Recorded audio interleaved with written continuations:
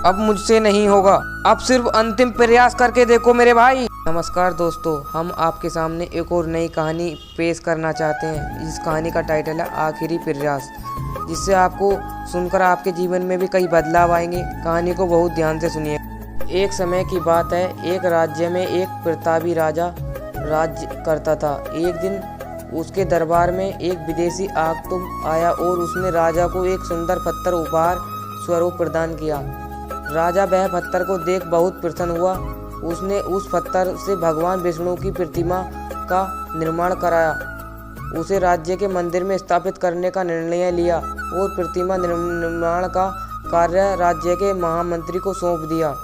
महामंत्री गांव के सर्वश्रेष्ठ मूर्तिकारों के पास गया और उसे पत्थर देते हुए बोला, महाराजा, मंदिर में भगवान विष्णु की प्रतिमा स्थापित करना चाहते हैं और 7 दिवस के भीतर इस मूर्ति को भगवान विष्णु की प्रतिमा तैयार कर राजमहल पहुंचा देना।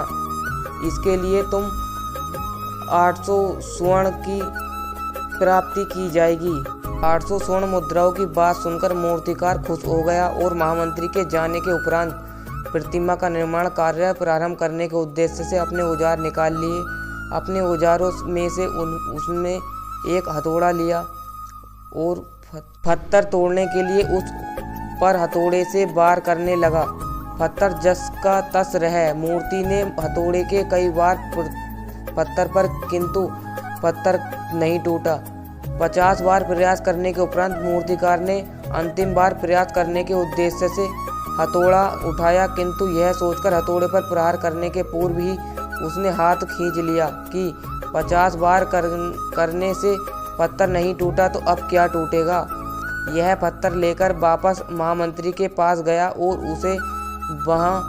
उसे यह कह वापस कर दिया कि यह पत्थर को तोड़ना नामुमकिन है, इसलिए उसे भगवान विष्णु की प्रतिमा नहीं बन सकती। महामंत्री को राजा का आदेश हर स्थिति में पूर्ण करना था, इसलिए उसने भगवान की मूर्ति प्रतिमा निर्माण करने का कार्य गांव के एक साधारण से मूर्तिकार को सौंप दिया और पत्थर को लेकर मूर्तिकार ने महामंत्री के सामने ही उस पर हथौड़े से प्रहार किया और पत्थर एक ही बार में टूट गया। पत्थर टूटने के बाद मूर्तिकार प्रतिमा बनाने से जुट गया। इधर महामंत्री सोचने लगा कि काश पहले मूर्तिकार ने एक अंतिम प्रयास और किया होता तो वह सफल हो जाता और 400 मुद्रा का उपहार मिल जाता। इस कहानी से हमें यह सीख मिलती है कि मित्रों, हम भी अपने जीवन में ऐसी परिस्थितियां से दो चार होते रहते हैं और कई बार को करने के पश्चात किसी समस्या के सामने आने पर उसका निराकरण करने का प्रयास आत्मविश्वास डगमगा जाता है और हर प्रयास किए बिना ही हार मान लेते हैं। कई बार हम दो प्रयास में असफलता मिलने पर आगे प्रयास करना छोड़ देते हैं।